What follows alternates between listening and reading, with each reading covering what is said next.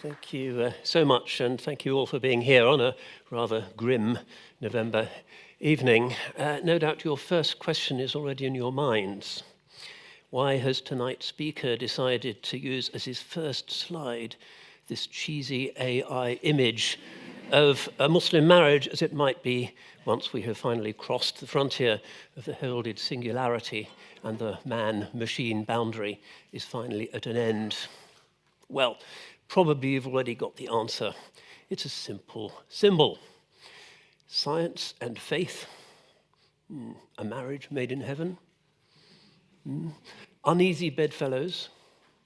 Were we not brought up with GCSE textbooks that said the 19th century saw the decisive, rancorous divorce between faith and science?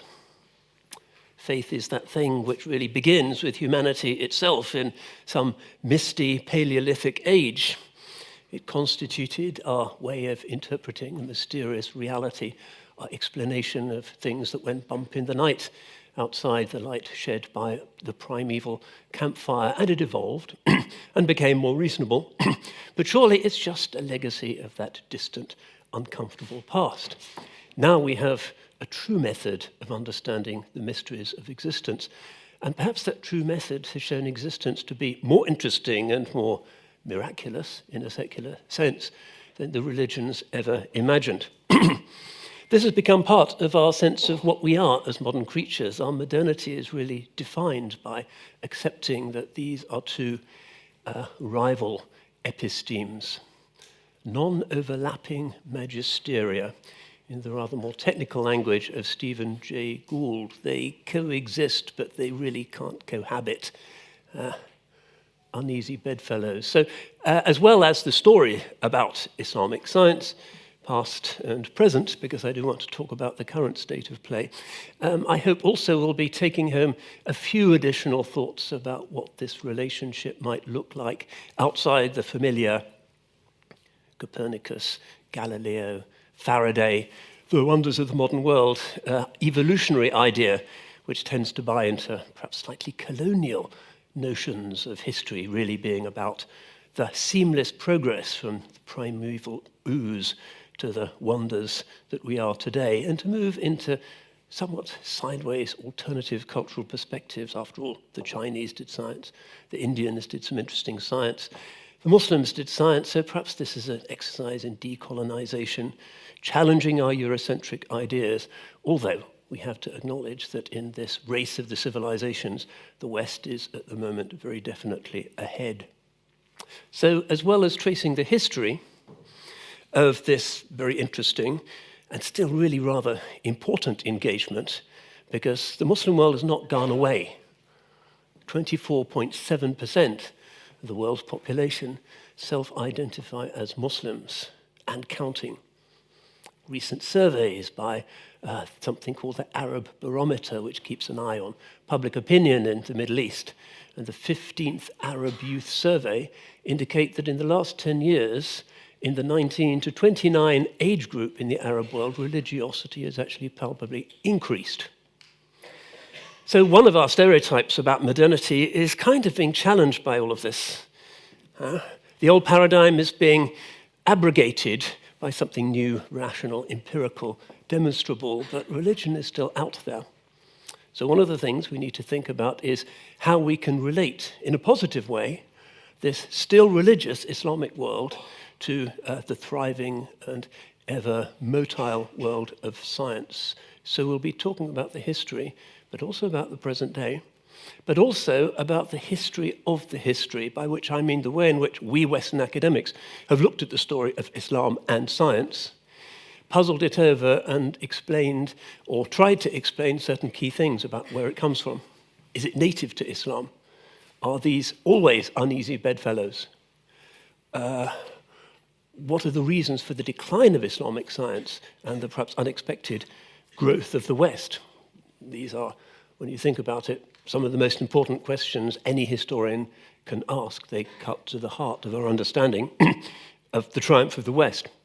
So the history of the history is another of the things that I want to address, as well as saying things and perhaps showing some pretty images of some of the great moments in the relationship between Islam and science.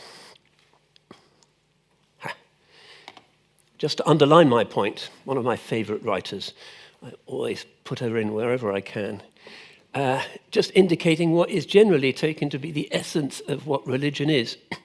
Although some religionists have been scientists, the essence of religion is of the heart and not of the mind. It's experiential. It's the sense of the numinous. Isabel Eberhardt, some of you might just remember the Peter O'Toole film about her life 20 years or so ago.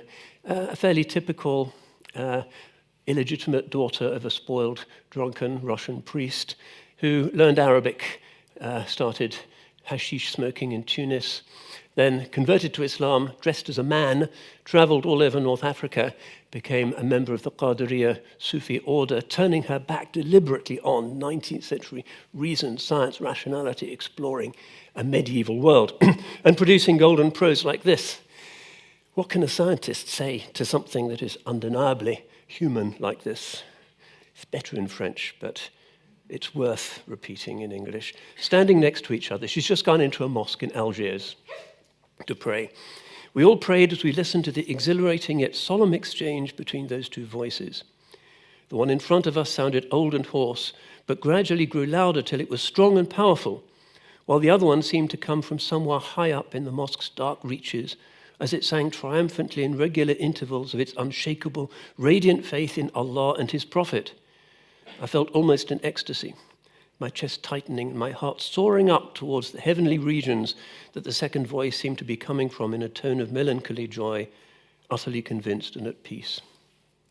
Oh, to lie upon the rugs of some silent mosque, far from the mindless noise of city life, and, eyes closed, the soul's gaze turned heavenward, listen to Islam's song forever. It's very pretty stuff, but how does this engage with modernity at all? How does this engage with mathematics, empiricism, testing? What is going on? What is this religious experience? Is it just some strange vibration somewhere in the frontal lobe of her brain? How would we nowadays explain this? It's part of our humanity, and perhaps faith is part of the essence, historically, of our humanity. Very human, very biological, very unrobotic.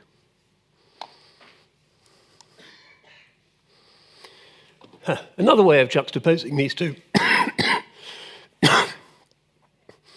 Supermassive black holes, we are told, lie at the heart of almost all galaxies, the result of catastrophic events of gravitational collapse, sucking in interstellar gases to become truly enormous, some of them several billion solar masses, whole galaxies swirling around them, billions of suns, and there are perhaps 1 trillion of these supermassive black holes in the universe on current models, and counting. The material sucked in as it nears the event horizon. Quantum events occur. A different universe is opened. Are we at the gates of the metaphysical? Is this where the theologian can start? Excitedly. No, because what's beyond it is going to be physics again. It's not metaphysics beyond it, as far as science can tell, as far as anybody can tell. We'll never visit for ourselves. It's still just physics. The other image, of course, the Hajj pilgrimage. The enraptured pilgrims circle the Kaaba in the time-honored way. And at the center, the Kaaba, black-shrouded, the symbol of the divine mystery, the ultimate other, the metaphysical. So, does the physical tell us anything about the metaphysical? Does metaphysics really tell us anything that we need to know about physics? There are people on both sides who are anxious to tell us yes, and it's really hard to prove. So, spoiler, I'm not this evening going to try and make any theological points.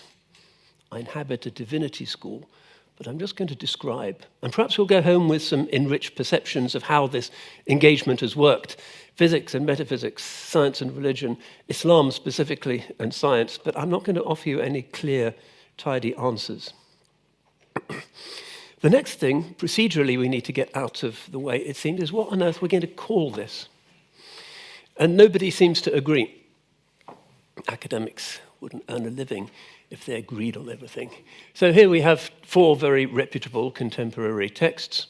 And you can see that, well, what do we call this thing? Is it Arabic science? That makes sense because the language of these discussions throughout the classical Islamic world in its enormous millennial historical sweep and its 3 continental gigantic geographical sweep, the largest, the most prosperous, the most populous pre-modern civilization ever, enormous. But they used Arabic, just as the West used Latin, their lingua franca. It's not a bad idea to call it Arabic science. Arabian science sometimes, making it more regional. Is it Islamic? Well, my favorite book on the subject, hopefully you can read it on this nice RI high-res screen, George Saliba, the best thing to read after hearing my faulting theologians' attempts to talk about this. Islamic science, he calls it that, and the making of the European Renaissance. So you can see where he's going.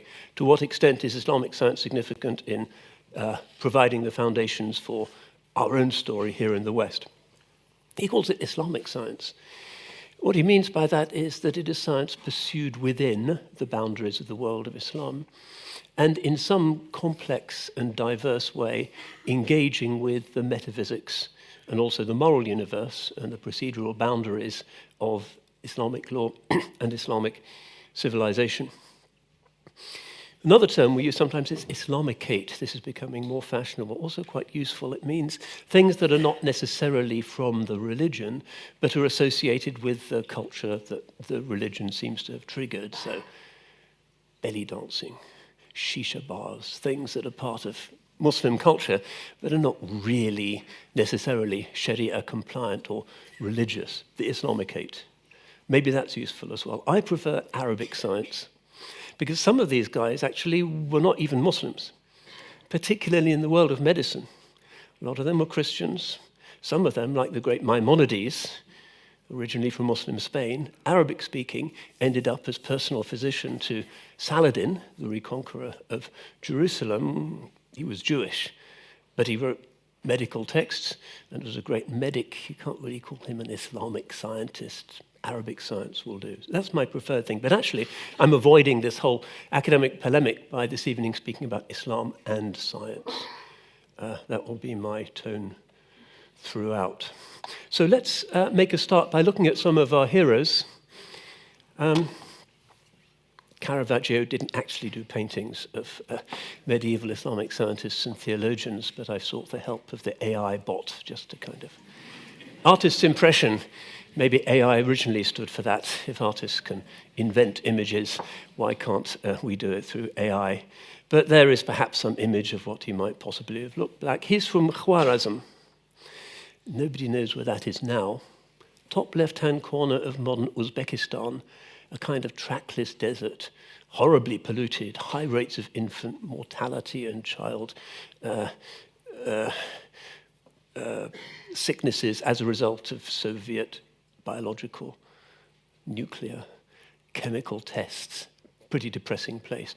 But in the Middle Ages, one of the 3 or 4 great centers for Islamic intellectuality and culture, and certainly science. He spent a lot of time in Baghdad, and he becomes, in the year 820, one of the first heads of perhaps the most important institution at that time in the Islamic world, the Dar al-Hikmah, the House of Wisdom.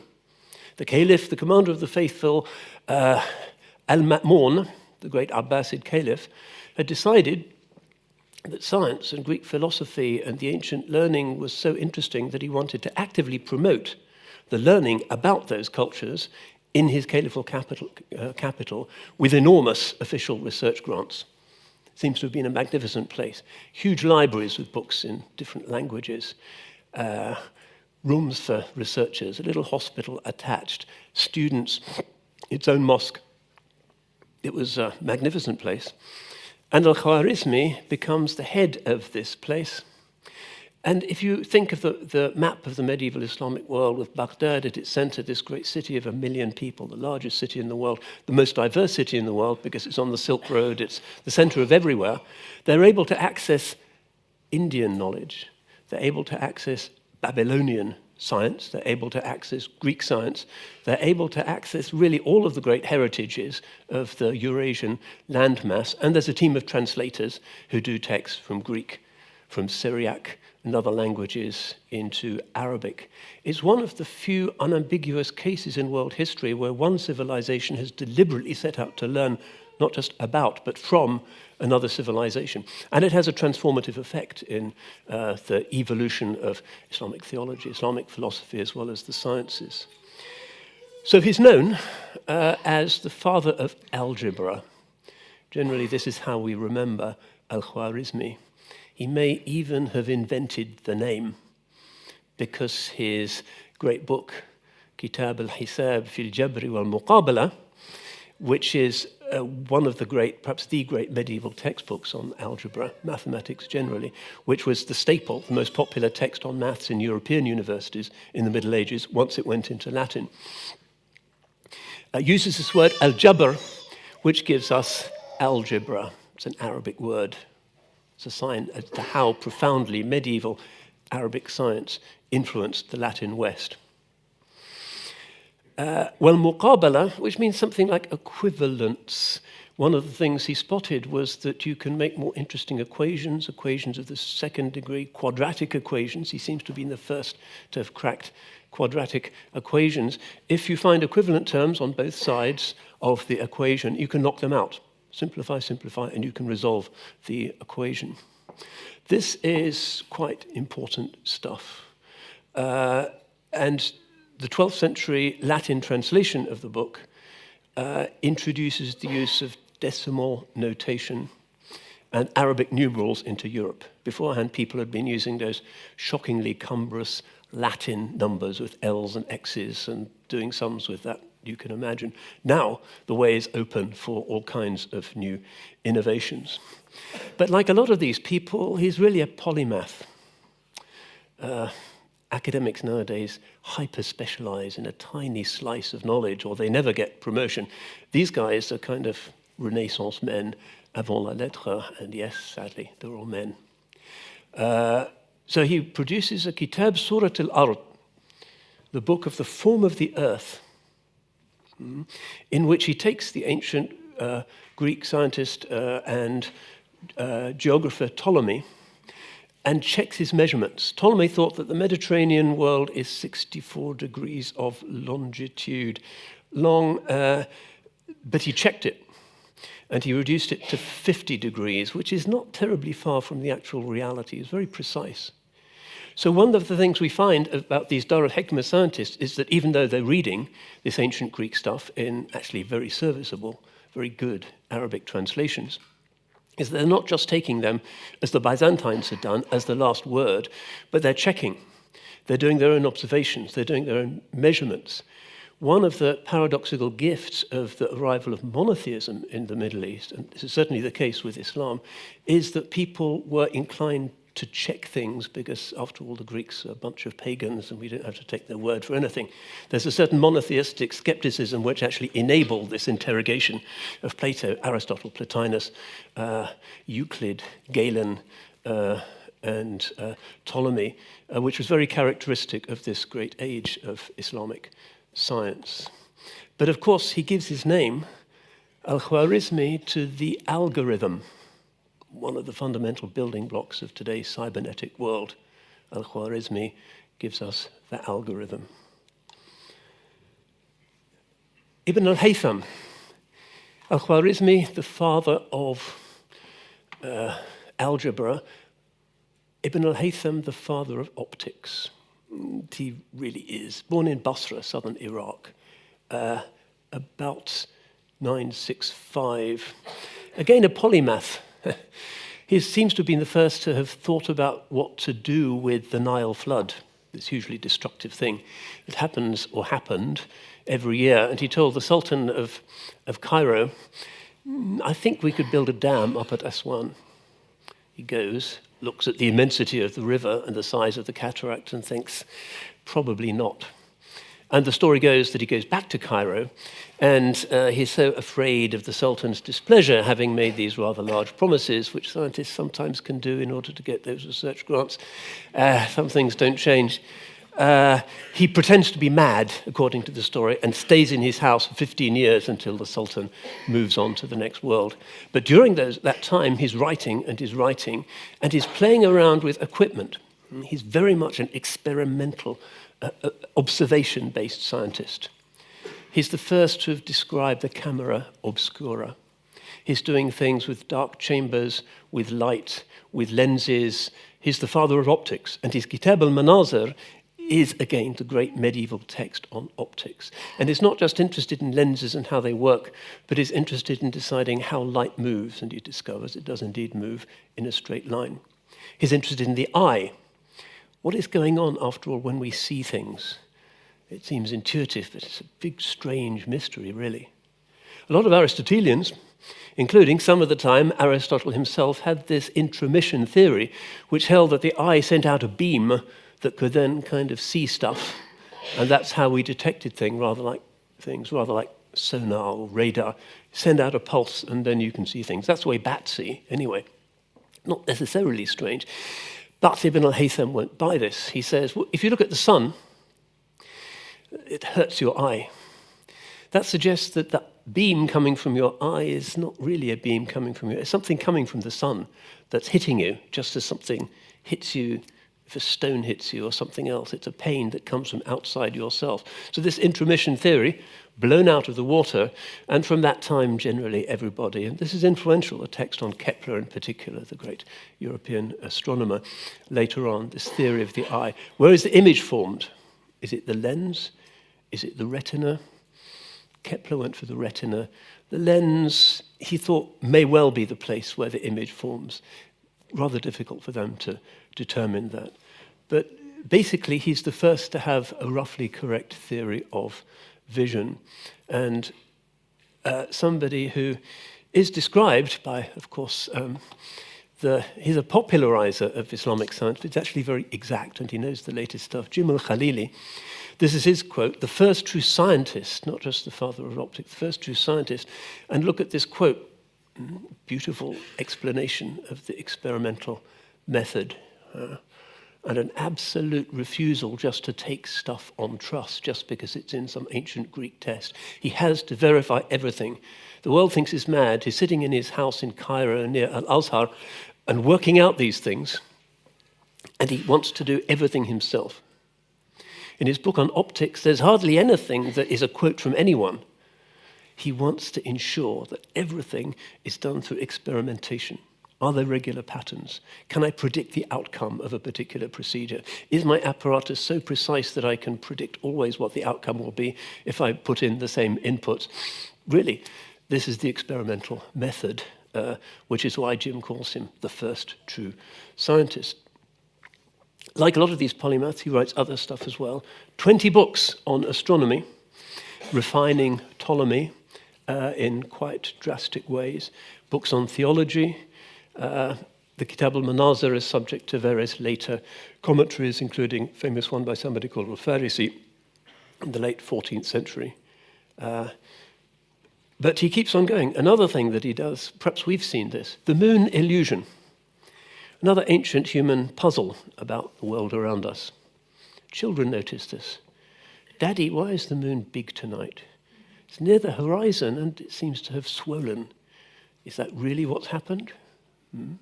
Or is there something to do with the refraction of the light, as Aristotle seems to have thought? When it gets near the horizon, the light does funny things. Ibn al-Haytham thought about this and decided that actually it's psychological. The moon doesn't really change in size. And you can test this for yourselves if you go out when the moon is large and you get a coin or a stone and you put it at a distance that exactly covers this large moon near the horizon. You go out again in a couple of hours and you put the same sized object in front of the moon. The moon hasn't actually changed in size. Psychological. This has puzzled a lot of minds. Leonardo da Vinci agonized over it. So did Immanuel Kant. It's a kind of paradox of the world. But Ibn al-Haytham spotted that this is actually a psychological rather than an actual physical change. Moving on to my next hero, Abu Ali ibn Sina, perhaps even better known, Avicenna, an extraordinary polymath, unbelievable. 450 books. professors nowadays are complacent if they retire with 4 books, perhaps. 450. Many of them written on saddleback, bouncing along on a camel between Central Asian cities and just writing and writing. 50 pages a day, we're told. His Kitab al-Shifat, the book of healing, one of the great texts, maybe the great text of medieval Islamic philosophy, a late synthesis of Neoplatonism and Aristotelianism that then goes into Europe and has all kinds of transformative effects. Again, here he knows that the ancient Greeks liked induction, working things out from first principles, but he always prefers experience, tajriba. If you can test something empirically, then that yields more certain knowledge. He's an astronomer. He doesn't like Aristotle's idea that the stars twinkling in the sky are getting their light from the sun. He says they're autonomous sources of light. It's possible that he observed a transit of Venus. He's a geologist. He's one of the world's great early logicians. Mathematics, alchemy, and also medicine. That's how he's best known in the West, and he has a galvanic impact on the evolution of Western medicine. So this is his theological basis for it all, underlying it. Burhan al-Siddiqeen, well, this sounds like theology, metaphysics rather than science, but they, in that world where philosophy and natural philosophy were closely bound up, one of the most important medieval arguments, maybe cosmological, maybe ontological, for the existence of a first cause. It's philosophical, really, rather than looking like the familiar personal God of the Semitic religions, but it's very powerful. He thought there must be a wajibul wujud, a necessary existent. Aristotle had thought that you could work that out just by looking at the order that exists in the world, a kind of argument from design. But Avicenna bumps it up to a higher, more sophisticated level with this proof of the truthful. He thought that the complete set of existing entities, all the existence that are out there, have to have a non-contingent cause. Otherwise, it would just be part of the set of contingent entities. So logically, there must be a cause behind everything. It's more complicated than that, but this becomes part of the framework for medieval European scholasticism, still entertained by some theologians and philosophers of religion to this day. So it's moving beyond straightforward arguments from design, look at how nicely everything is made, and moving into something that's more abstract about the nature of being itself. And then the medicine, well, Avicenna's canon of medicine, Al-Qanun fi Tib, 5 volumes. The first volume, Principles, Diet. Why do people get sick? The humoral theory, the 4 humors. Volume 2, on the medical materials available. Section 3, Diagnosis and Treatment of Single-Part Ailments. Diagnosis and treatments of diseases affecting the whole body or affecting multiple organs. And then a formulary, particularly influentially, lists an enormous number of simples and about 650 compound drugs. This is translated into Latin again by Gerard of Cremona. And in Cambridge, we're still using this book to teach medical students in the first half of the 17th century. The thing lasts almost 1,000 years as a kind of pillar of medicine. And there are still some in the complementary medicine world who will find much of this, despite the apparent outmodedness of the humoral system, to be of value. It's a kind of complementary therapy that is still used by many. So this becomes a pandemic. The Avicennan pandemic. The book goes everywhere, goes into multiple cultures, east as well as west. You can see there that there's, I take it, a Japanese translation. There is the first Arabic edition in Rome in the 16th century, subsidized by the Pope himself. Various other Latin translations. There you have a New Age text, perhaps Avicenna's Medicine for the Complementary Therapists. Still going strong, in fact. Avicenna, maybe the greatest medical writer ever, and until the 17th century still. what was being taught across Europe as well as the Middle East. But we must move on. A little bit further east this time, Nasiruddin Torsi, no less colourful a character. He's from Tors, which is top right-hand corner of what's now Iran, now a fairly small place, but a great city which produced the likes of Ghazali, the poet Firdausi, and so forth, a major hub of civilization. But the Mongols are on the horizon. Everybody is wondering what to do because they destroy Khawarazm, they leave piles of skulls in their wake. The dreaded Hulagu, grandson of Genghis Khan, will in 1258 destroy even the city of Baghdad. And according to the chroniclers, those who survived, the books of the city were thrown into the Tigris, and the Mongol warriors were able to ride their horses across the river. So great was the cultural destruction. The greatest single traumatic event, really, in the history of the civilization.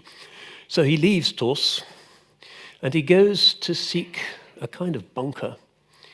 There's a group called the Ismailis, very militant, but philosophically minded at the time, following an infallible imam who occupied these inaccessible, unstormable fortresses in remote corners of the Middle East. And he goes to the most famous of these of all, the castle of Alamut, and there he is patronized by the Ismailis, and he builds an observatory.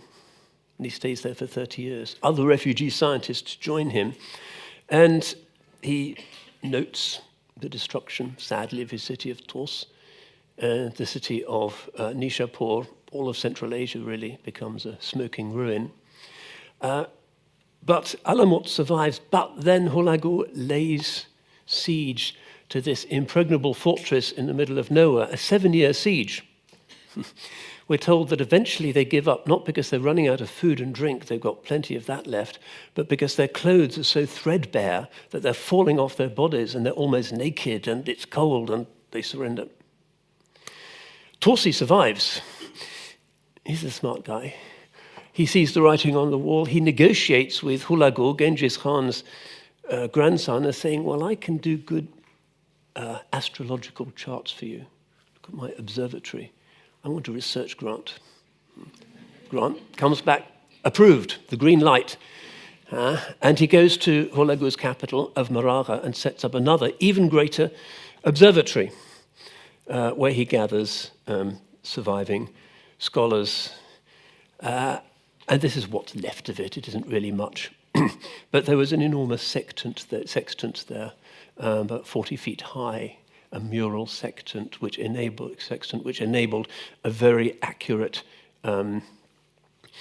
depiction of the altitude of any celestial object. It had a kind of curve to it and a sliding thing which enabled you to measure not just minutes but also seconds of arc.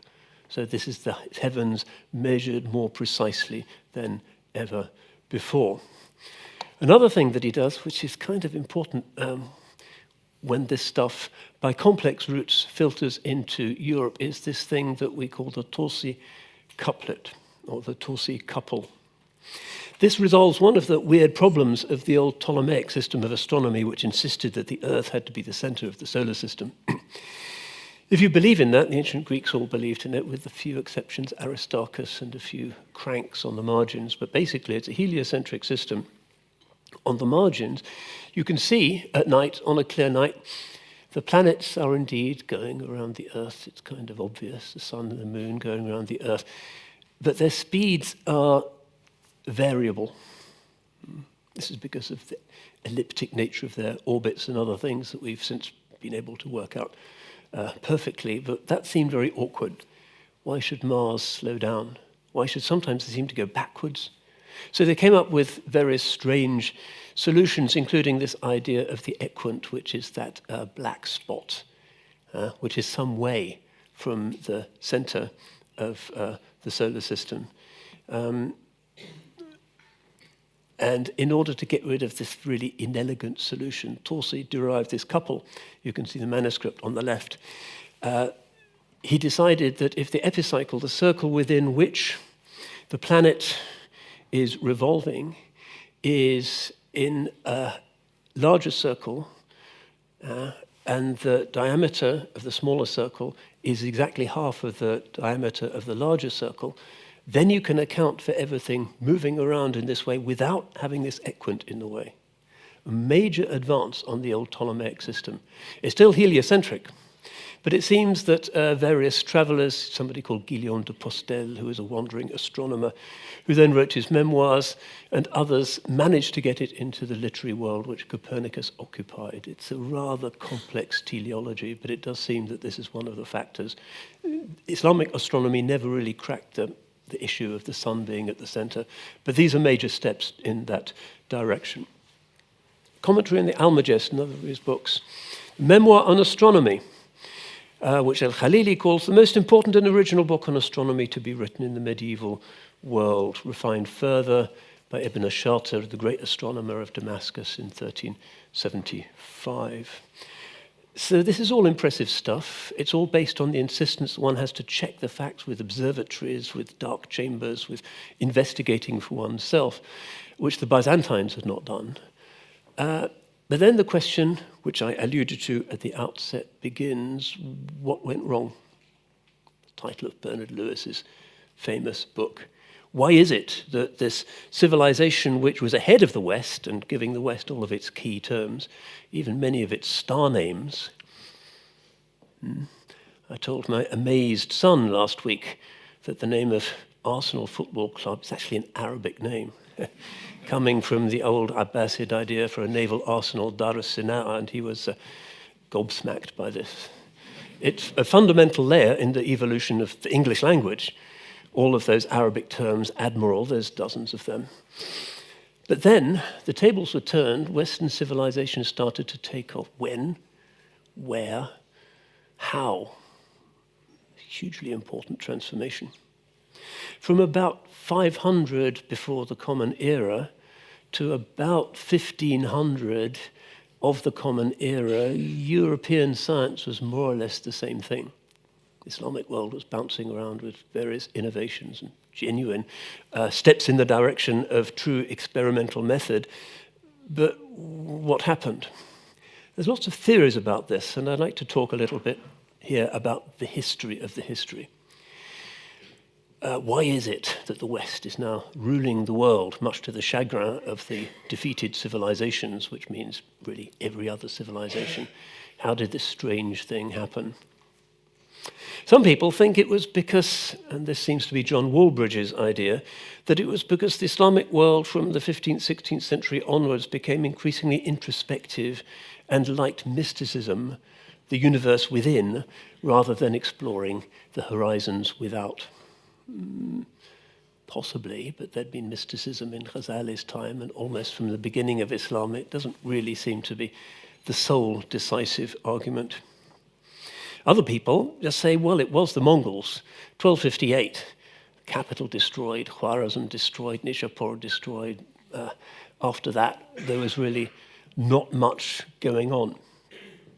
That doesn't really work because we know that there was a lot of astronomy and medical stuff going on that was innovative and world-beating until the 16th century. It wasn't really the Mongols. And Tulsi, as we've seen, was actually patronized by the Mongols. Doesn't work. Other theories come to mind. One of them is the great George Saliba's explanation. It seems a bit counterintuitive and almost a sort of economic explanation, which is that it's to do with 1492, Columbus, with many of the proceeds unlocked by the Catholic monarchs' destruction of the last Muslim city of Spain, Granada, in that same year, 1492, opens up the new world. Enormous new opportunities and floods of silver go into the West. Everybody gets rich. The slave trade. Suddenly, the West becomes, from this rather unimportant, uninteresting, swampy, cold extension of the more interesting Eurasian landmass, a kind of bit that the Arabs never really got around to conquering because there wasn't really much there and the weather was lousy and food was bad, whatever reason. They never went beyond Poitiers. But they went 92% of the distance from Mecca to London, which is, maybe they'd gone the extra mile. This lecture would be a little bit different this evening, but Providence did not will it. But once the New World is discovered, this incredible effulgence of wealth, according to Saliba, is actually the explanation, because to do more advanced science, you need big institutions, you need more money, you need stability, you need places like this. You need the Prussian Institute of Sciences, you need the Collège de France, everything. You need institutions, which the Islamic world didn't have the resources to produce. That's his explanation, which is another possible, respectable explanation.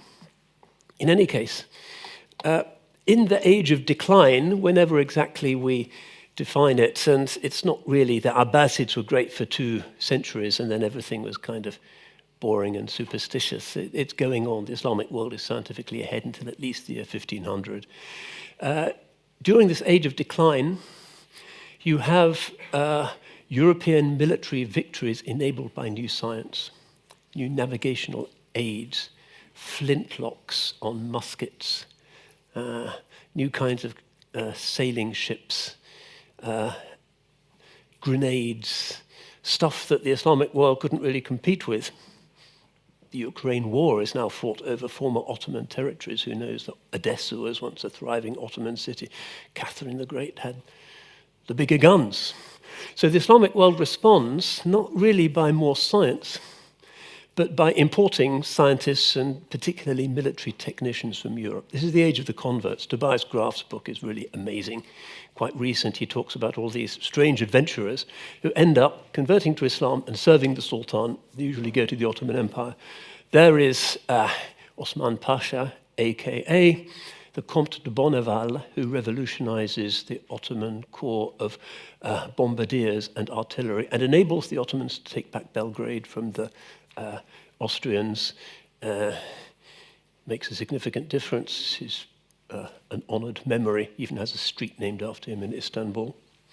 And then Ibrahim Mutafarriqa is a Hungarian refugee, Unitarian, goes to Istanbul, converts to Islam, creates the first printing press, 1745 in the Islamic world, prints some scientific books. He's really into science. He's the one who popularizes the Copernican heliocentric system in the Islamic world, which had been kind of heard of, but he's the one who really makes a case for it.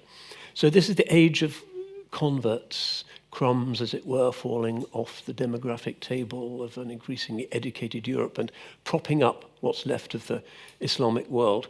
But what's happening now? Well, it's not quite as bad as you might think, because we have statistics like this. Generally, the Islamic world is behind in science. These are some rough figures from a recent survey indicating the number of academic papers, scientific papers, published in various Muslim countries. Only Turkey and Iran are ahead of the global average for countries. Iran is actually the one that's growing fastest. Very often these things are defense-related. The Iranians now have a hypersonic missile, that kind of thing. Very often the military are major sponsors of scientific innovation. But generally the image is not particularly good. Science is backward. Not many Muslim Nobel Prize winners, towards the bottom of the heap, punching beneath its weight. Things may change, partly because following the failure of the Arab Spring, the regimes are very much focused on science rather than the humanities. People doing the humanities can have ideas which can be dangerous and politically problematic, and science is a lot safer. So there's only 13% of PhDs now in the Arab world are in the humanities. Most of them are in science or engineering topics. And that is probably likely to continue. But let's go on to talk a little bit about the diagnosis of Islam's decline, quite unexpected, having ruled the world for 7 centuries, going into eclipse. What was to blame? Who was to blame? Well, in the 19th century, much of the 20th century, this kind of thinking explains everything. Ernest Renan, one of the great intellectuals of 19th century France, in the 1883 lecture, Islam and Science, the first real academic assessment of why Muslims don't do science. To translate it, the Semitic race has no mythology, no epic, no science, no philosophy, no fiction, nor plastic arts, nor civil life. In fact, Altogether, an absence of complexity, of nuances, simply a sentiment of unity. Race science in the 19th century dominated everything. Remember Disraeli's novel Tancred about the Crusades? All is race. This was thought to be the scientific explanation for the rise and fall of civilizations. It's to do with race, evolution, are you Nordic, what's the size of your brain, and so forth. This was the way everybody thought. And there were responses to this by some upset Muslims, Jamaluddin Afghani in the Middle East, Namık Kemal in Turkey. But this is the way in which most people were thinking. The triumph of race science as an explanation for the final Muslim failure, the end of the Golden Age. And these three texts, particularly influential, the Comte de Gobineau, on the inequality of the human races, the explanation for the rise and the defeat, the destruction of civilizations, hugely influential English translations read and devoured by the kind of people you can imagine in the early 20th century, even in England, and the Semitic race just doesn't cut the mustard. There's even Arabic translations of some of these things, a kind of internalized inferiority complex, and Orientalism comes into the Arab world. Here is Gustave Le Bon's book, Hadarat al-Arab, Civilization of the Arabs, book 6 of which is all about the inferiority of the Arab mind and the Arab decline and why the growth of European empires is inevitable. Strange thing to want to pick up in a Cairo bookshop, but they still lap it up. And through Le Bon's book, a certain narrative of decline has crept into even school textbooks about science across the Arab world in particular, and also in Turkey. And then the final book, I can hardly read it, excuse me for turning around, Introduction to the Study of Muslim Philosophy. The Semitic mind and the Aryan mind. This is Léopold Gautier, born in French Algeria, great apologist for empire. Science shows that we are racially superior, therefore we deserve to rule them, and this is why they declined. It goes on. In this country, we're certainly not immune. Here is the early 20th century's leading British academic in Arabic studies, Laudian professor of Arabic in Oxford, Anglican priest, David Marjoliouth, and he has his own explanation. It's again race science. Beauty among the Islamic peoples is chiefly due to a mixture with Circassian blood. Literary and scientific ability has usually been the result of the entry into Islam of Indo-Germanic elements. He dies in 1940. This is quite recent. The book is still in print. It is being dished out and is on undergraduate reading lists for Islamic studies in this country until the 1960s. And I've put the Turkish translation there just to indicate these ideas are percolating back into the Islamic world, although if you're Turkish and you see this race science, it's not particularly obvious what you're going to do with it, but there's a certain internalized kind of Orientalism at work. Another example, even more recent, Arthur Koestler. Why is it that Europe had the scientific revolution and got back its true inheritance from the ancient Greeks? This is his language. The thaw came not by a sudden rise of the sun, but by way of a devious Gulf stream which wended its way. I love language such as devious. It's devious. From the Arab Peninsula through Mesopotamia, Egypt, and Spain, the Muslims. The Arabs have merely been the go-betweens.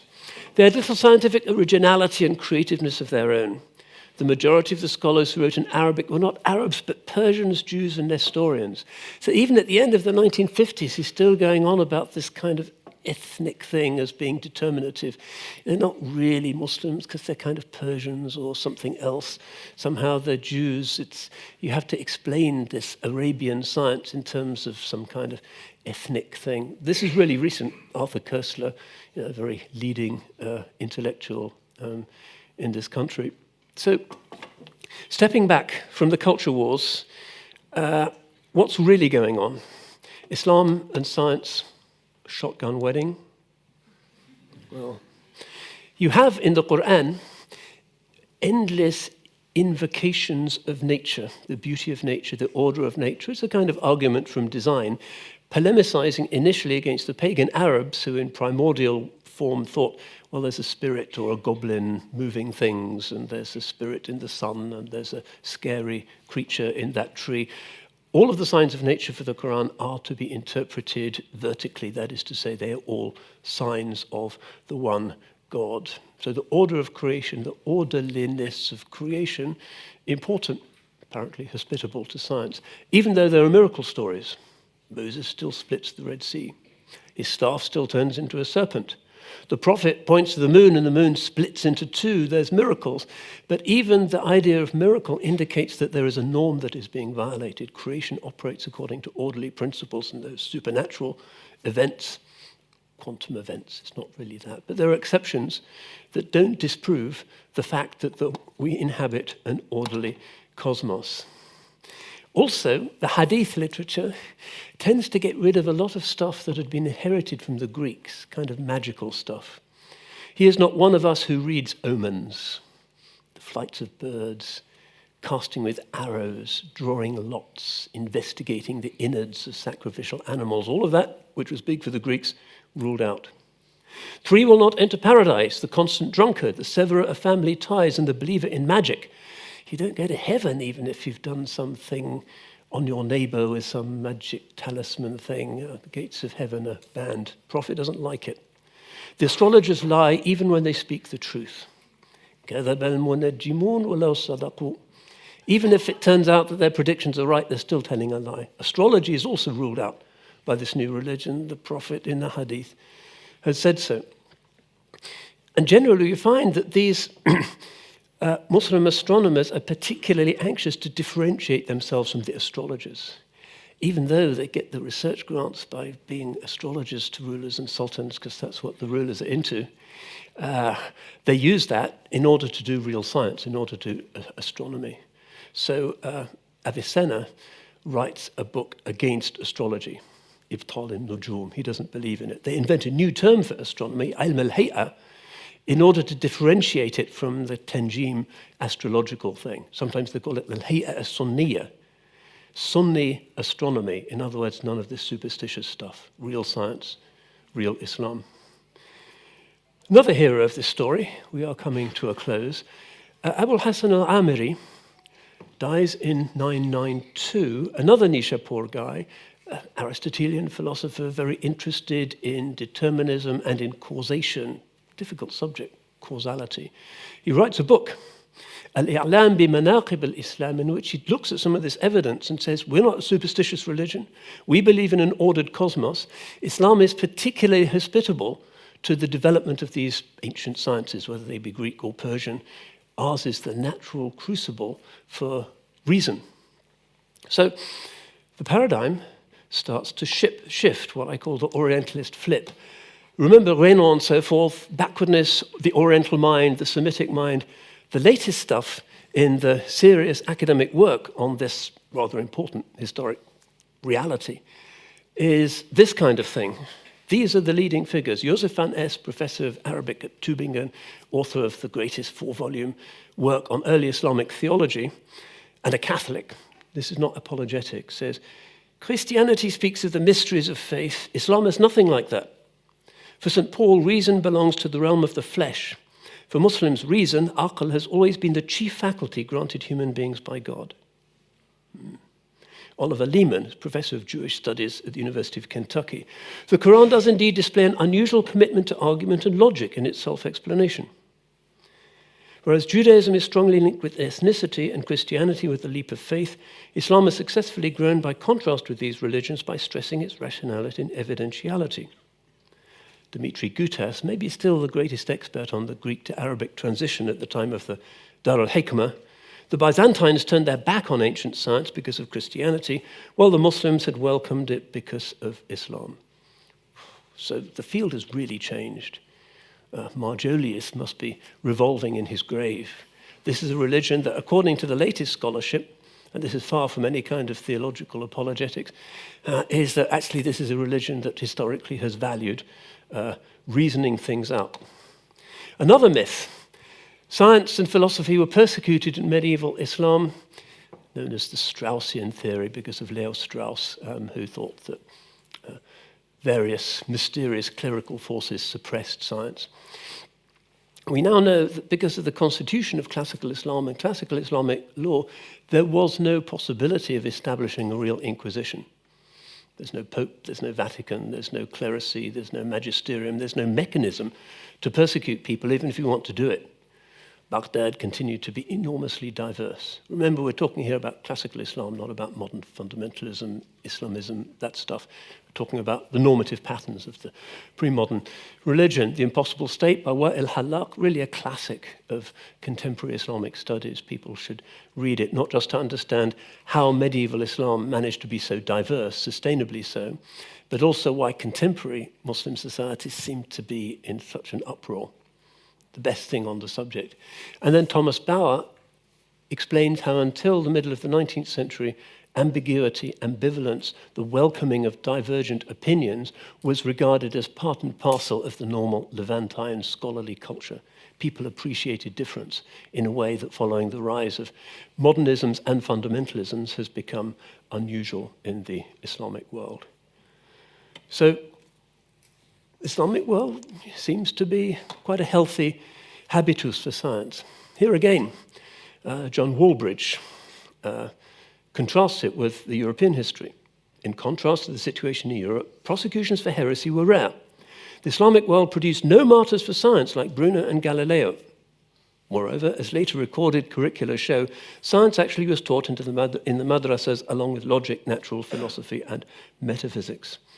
Another nail in the coffin of the old racial determinist Islam and science, bad bedfellows. The field really has flipped almost entirely. I want to end a little bit, and I might have to rush slightly here, by talking about what's happening now as Muslims reflect on science, not just lamenting the fact that the West has got the hypersonic missiles and is watching us from space and invades Iraq and we can't do much about it, and Gaza, and it's a kind of neuralgic issue for the Muslim world that the West has the techniques but not the morality. It's a favorite sermon topic.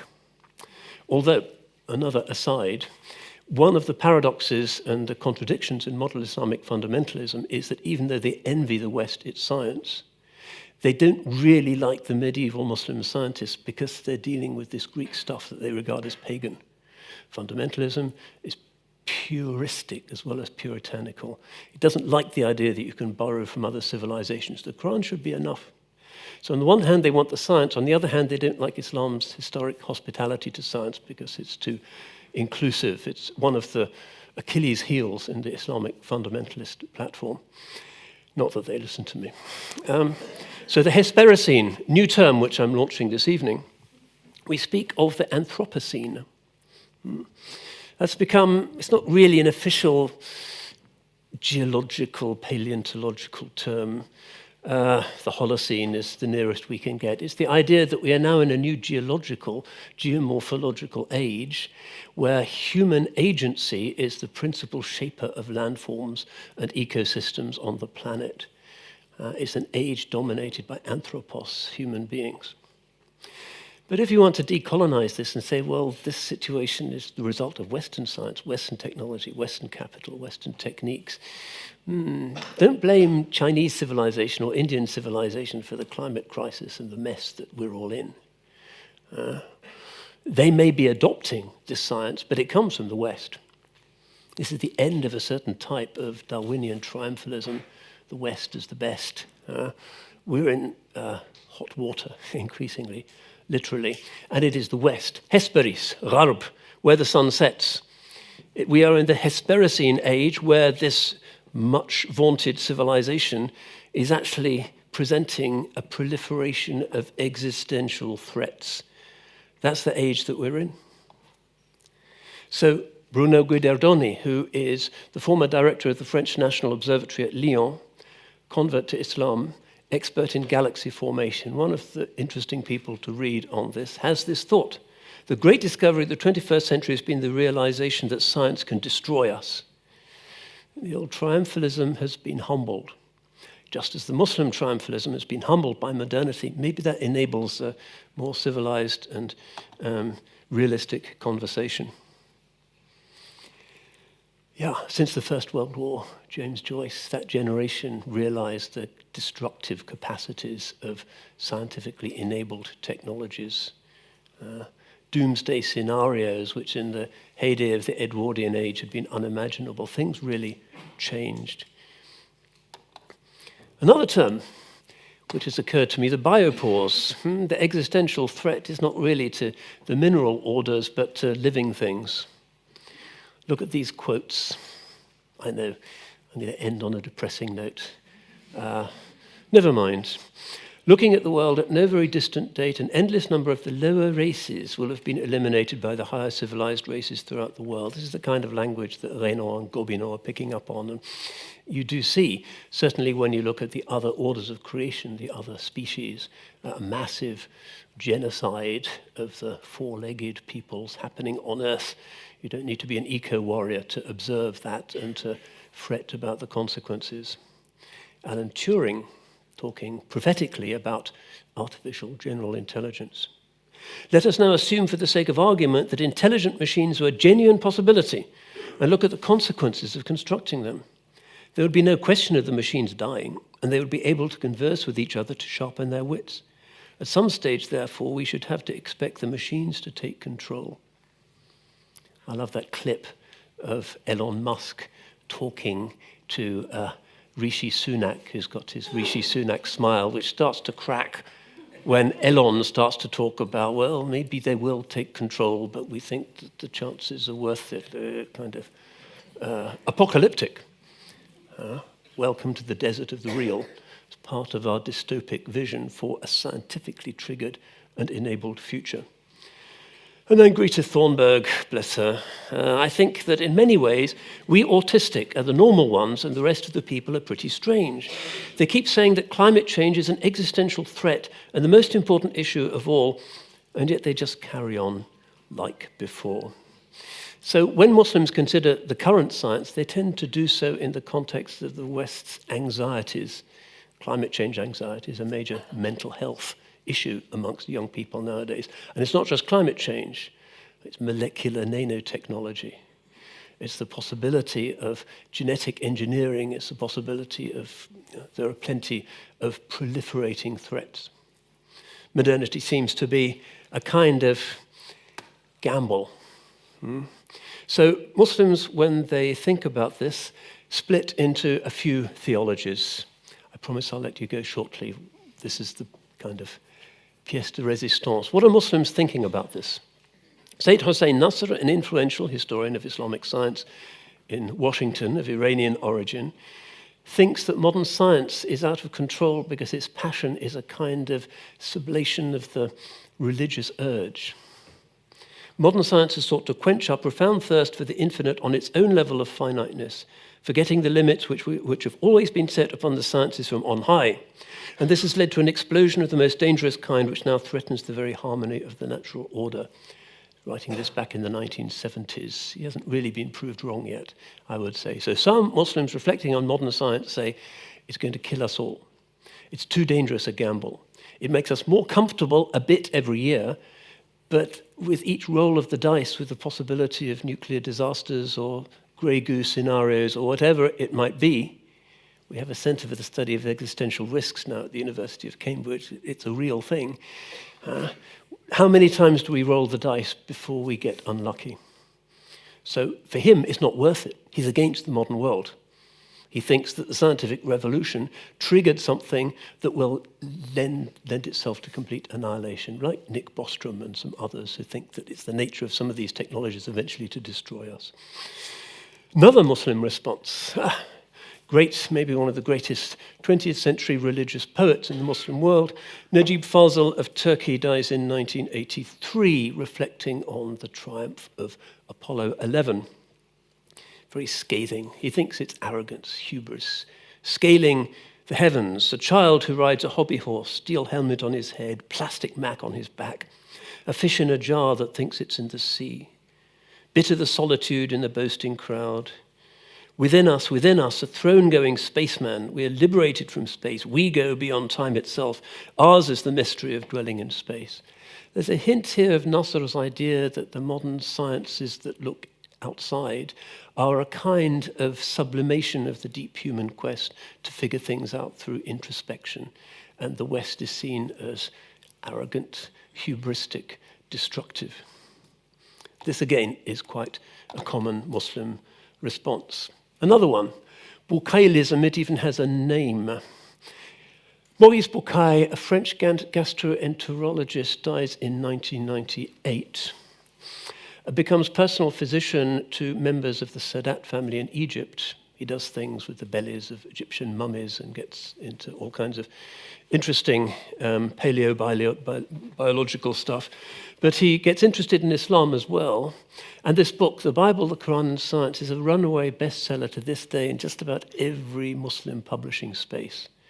This is the principal modern Muslim response to science and its challenges and the bruising anxiety caused by the triumph of the West and its military and economic penetration of proud Muslim countries. Bucaille's text basically is a work of religious apologetics, even though it's not quite clear that he ever converted to Islam. But his idea was that the Bible is unscientific and the Quran contains all manner of wonderful, miraculous anticipations of the latest scientific discoveries, particularly in cosmology and in embryology. And you can see how this, particularly at a popular level, gets lapped up by people like Adnan Oktar, the sort of creationist maverick Turkish preacher, now just as well behind bars for various offences, which, since this is a family event, I won't reveal to you this evening. Sorry story. But this is probably the principal Muslim idea. Al-i'jaz al-ilmi. The Quran proves its divine source by coming up with these miraculous intimations of science. Current trends, these are perhaps the four most significant people, and yes, again, women should be in this space much more. Bruno Guidardoni, the galaxy guy we've already looked at. Skeptic about the multiverse. He prefers fine-tuning. He thinks it's an indication of a divine authorship. The multiverse, he thinks, is not a scientific conception because it can't be empirically tested. It's just a thought experiment. It's not real. But left to right here, Nidal Gessoum, who is Algerian, works on gamma-ray astrophysics, has a recent book, Islam's Quantum Question. And you can see the Gessoum quote here, that really he wants a soft touch. He doesn't like this Bucaillism. He thinks the scientists should be allowed to do their thing without any kind of theological encouragement or discouragement, and then the theology comes along and interprets. It's a layer on top. And basically that's the position of all four of these guys. Mehdi Gulshani, Iranian, 1997 book, From Physics to Metaphysics, is a theoretical physicist, particularly concerned with the cultural, artistic, literary, moral consequences of what he sees as the increasingly hard physicalism and reductionism of Western science. Adrien Chauvet, who's one of the more recent figures, convert to Islam, University of Sheffield, lecturer in physical chemistry, has a book released just last year, From Science to Faith. His position is that the obstacles to religion which were encountered by Victorian Christians in their scripture don't actually exist in the Quranic text. It's not that the Quran is a miraculous anticipation of scientific truth, it's just that it doesn't obstruct outright an acceptance of modern scientific realities. And finally, Basil al-Ta'i, who is an Iraqi particle physicist, is interested in the relationship of quantum mechanics to classical Islamic kalam understandings of causation. He has a book, The Divine Word and the Grand Design. These are, for my money, the most interesting people to think about. So I am basically done. Sorry to detain you. Maybe their thinking is an indication of where religion can genuinely contribute in terms of applied science. How do we genuinely apply moral controls to stop this arms race, the heading towards AGI and then superintelligence? How can we stop the Chinese and the Indians and the Russians and ourselves developing it? Because if we stop ourselves, then they'll get ahead. It's very politicized, very dangerous, very threatening. So religion certainly has a role in terms of restoring some kind of ethical template and limitation to a science that has gone past its age of simple-minded triumphalism and is entering into a world where an increasing proportion of real scientific research has to be directed towards fixing the problems caused by science. The climate change crisis is likely to have a scientific solution rather than any other kind of solution. So directing young Muslims into the sciences, particularly into what you might call the reparative sciences, those that can reduce carbon footprints, greenhouse gases, that can think about the responsible use of nanotechnologies, that can try and figure out how on earth you control artificial intelligence before it controls us.